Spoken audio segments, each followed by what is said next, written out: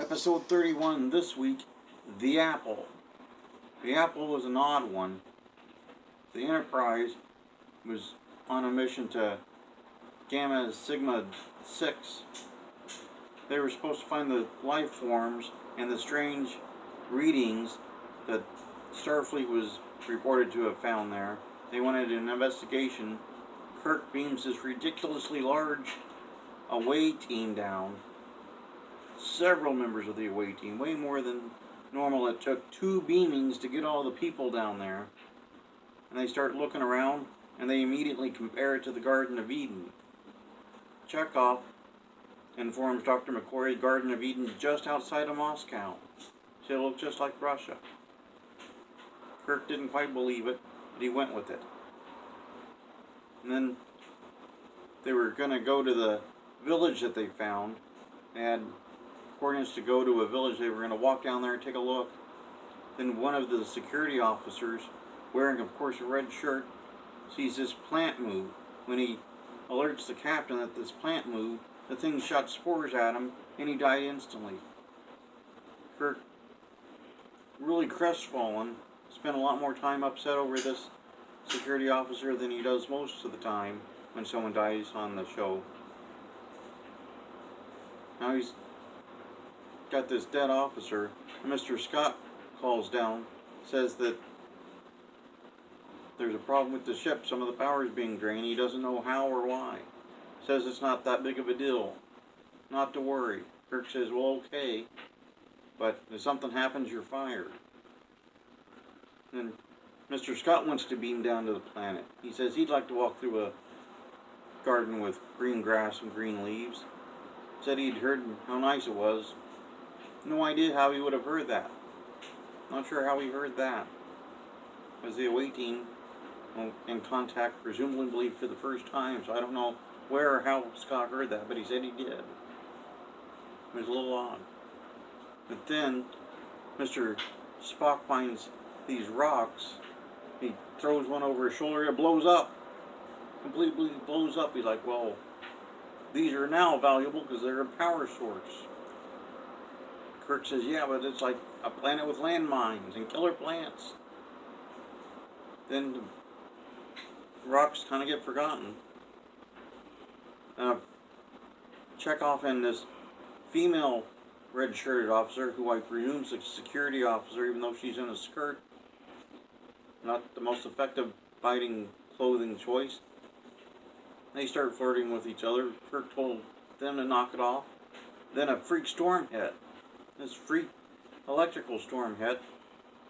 And a lightning bolt zapped one of the security officers, killed yet another security officer. Now Kirk's like, well, this is terrible, let's get out of here. So he calls Mr. Scott to beam them all up.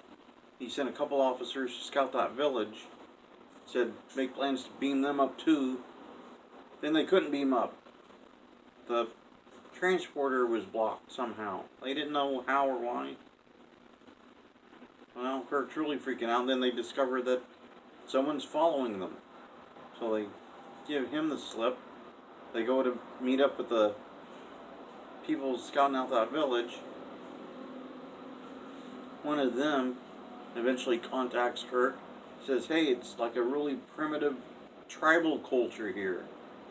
But then the communications stop working. They get static. So the guy goes running over to Kirk when he sees them. Steps on one of those exploding rocks. He blows up. Kirk's like, well, now I got 3 officers. I should have never listened to Starfleet. Why would I listen to my orders? Spock's like, well, maybe because they're your orders from Starfleet and you're an officer in the fleet. Kirk's like, yeah, but I could ignore that. Just ignore it. Which was odd coming from Kirk. Although he did ignore a lot of orders in his day. Then we see that the guy that was following him shows back up. Kirk punches him in the nose. The guy starts crying his eyes out. Kirk's like, oops, I won't hurt you. And he looks around and he's like, again, apparently. I find out this guy's the voice of Vol. They don't know who Vol is. And this guy doesn't know a lot of what the landing party's talking about. So they go to figure it out. Turns out Vol's this big rock structure that is somehow computerized, and he helps the natives of the planet.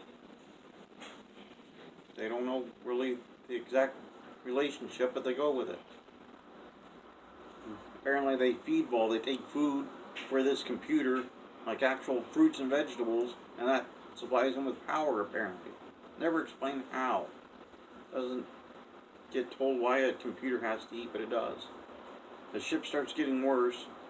Scotty's like, well, I guess you'll have to fire me. And Kirk's like, well, I guess you're fired. And the ship was going to crash into the planet. It was losing power, couldn't hold the orbit. Then Kirk realizes, hey, if we cut off Ball, maybe everything will be alright. So they eventually start coming up with a plan, but Ball tells these tribesmen, hey, kill the strangers there. They're like, what's that? Ball's like, just hit him with a big stick. And they're like, okay. A big fight breaks out. The female security officer beats up like 3 of the tribespeople. Strongest female in Star Trek ever. He just did all kinds of self-defense moves on these guys. Knocked 3 of them out. We never see her in another episode, of course. Never again. She would have been huge in today's 2019 Star Trek, but not so much then, apparently. They weren't ready for that. Girl in a skirt knocking guys out. A little bit ahead of its time, apparently. But they lock the tribespeople in a hut, and they find out that Vol was weakened. So Kirk has Mr. Scott shoot the thing with phasers. Blows it up, basically. They can't hear Vol anymore. They're all upset. Kirk's like, well, now you'll have to grow as a culture. You'll love it. They don't even know how to reproduce or anything, because Vol had forbade it for reasons unknown. Kirk's like, you'll figure that out. And he laughed. They go back up to the ship and compare it to the biblical stories. And Kirk makes the comparison of Spock looking like Satan, and they all laugh and walk away. That was pretty much the episode. Some interesting notes. No Uhura in this episode. They had like a unnamed, no lines communications officer. Mr. Scott handled all the communications from the captain's chair, actually. You could see a communications officer there. It definitely wasn't Uhura. Lieutenant Kyle was back.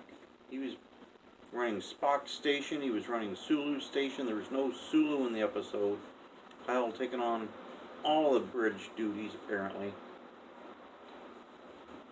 A female officer. The only time we see her, she was a love interest for Chekhov for 1 episode. Just the 1 episode. They seemed like there was something there and then nothing. Nothing more. Nothing to see there, apparently. Huge role for Mr. Scott in this episode. He had an expanded, important series of events happen with him.